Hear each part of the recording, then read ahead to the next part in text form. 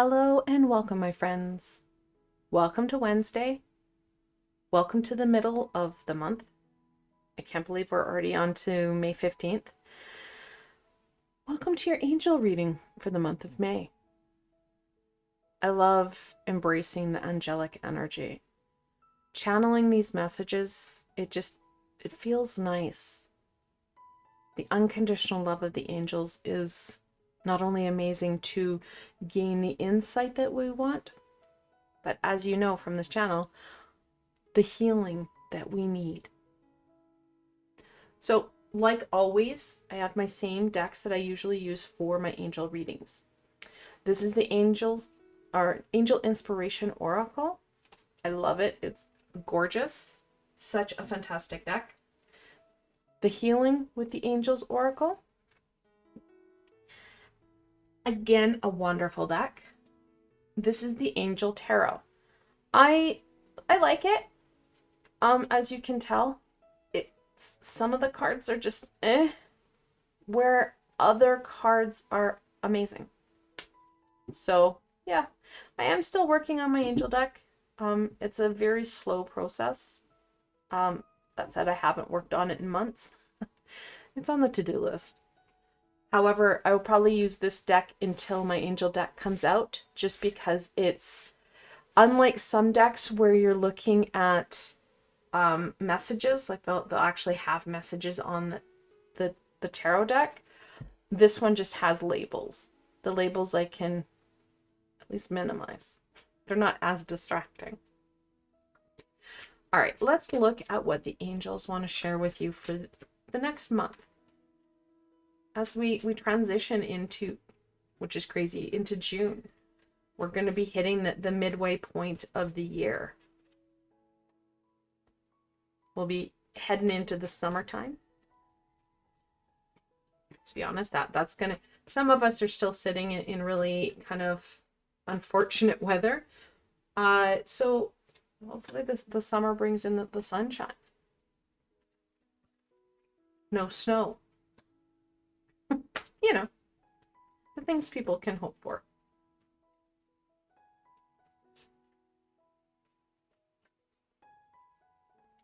All right. The first card, the Knight of Cups. Strength.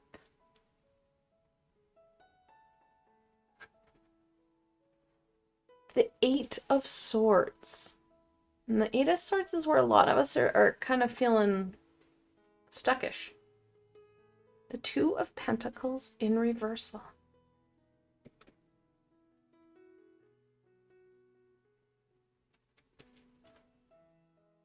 The Tower.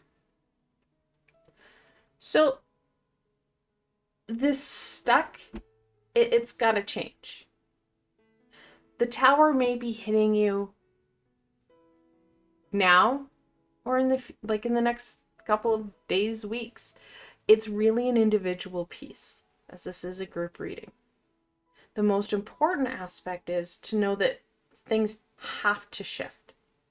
If the Tower has not hit you, you have the ability to make some conscious choices. These choices are going to be very, again, individual. What is going to make sense for you? What tools do you need? What supports do you need? How do you need to go forward to break the current pattern that you're stuck in?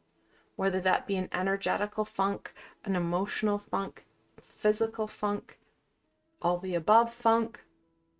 How are you going to be able to shift that to feel empowered, more able to move forward? If the Tower hasn't hit yet, you have the ability to put some distance between you and that striking point. Or you can let the Tower hit. And if the Tower is hit, just know if you do not make the changes that is being encouraged, the Tower will hit again. It will continue to strike you until we do have that movement forward, that we do get ourselves unstuck. And again, that stuckiness can be in many different areas of life, in multiple areas of life. The important piece will be to stabilize you. So bringing in that grounded stability that you have within yourself, because the more stable you are within yourself, the more you're going to be able to make decisions, to use tools, to move forward, to empower yourself to take that step. Without that stability, without that groundedness, we're not able to use our frontal cortex, our thinking center, our third eye. And our third eye is truly a center, not only of intuitional energy and information, but also the physical information. It kind of melds into one, and we're able to start to process. The important piece is that you're going to need to have the courage and the determination to make the changes. No one can make these changes for you. You are the only one who's able to do that. Because, like I said, we'll have the tower continue to strike us until we make those changes that we need, that are going to help us to take those steps forward in a way that is meaningful. It's not just to go from the frying pan into the fire. This is more about taking those steps forward in a way that is going to be not so much empowering, but in your own way. Strength talks about using your abilities, being you, and achieving the amazing, the just unfathomable. The Knight of Cups talks about having that compassion and, again, doing things in your own way. The Knight of Cups, well, Pamela Coleman Smith drew each knight in varying stages of motion. The Knight of Cups saunters. He does it in his own damn way. He doesn't want other people to tell him how to do it. He's not going to follow his cousins. He'll trail after them if that makes sense to him in his own path, in his own manner. We need to do this in our own way that works for us, that taps into our skills and abilities. Yes, we may have to break some patterns that are our own patterns, that are familial patterns, cultural patterns that don't make sense to us.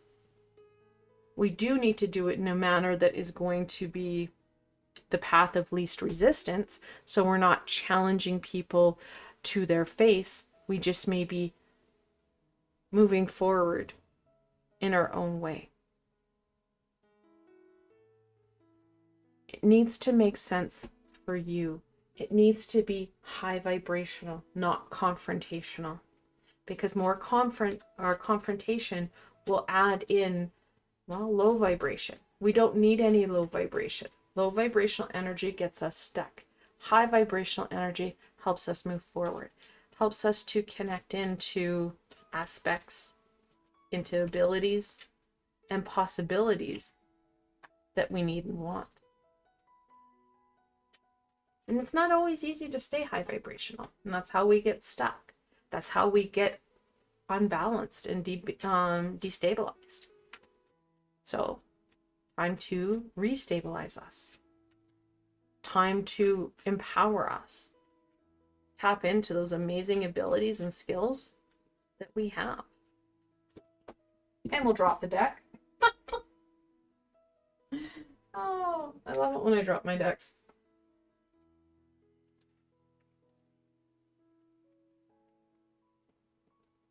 Know that not all the answers are going to be on the inside. We may have to seek out different tools, different supports, different ahas externally on the physical and the spiritual. The most important piece is to face it head on. Take the challenge. Take that deep breath.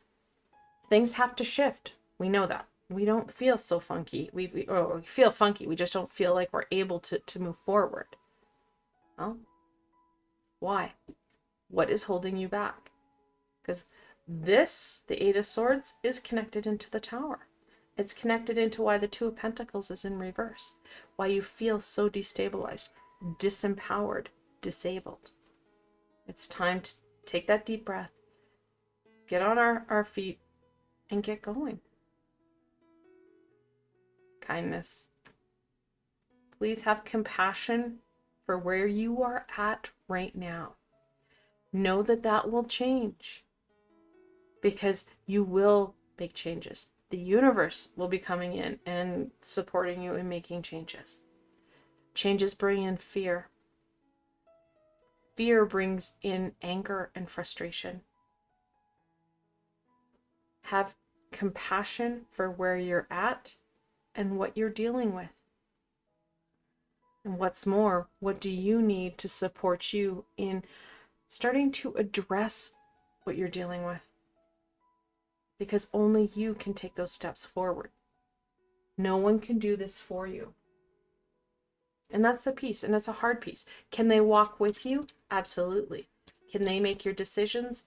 No, they can't, because that takes away our free will. And we need to have those choices, because when the choices are taken away, we really struggle.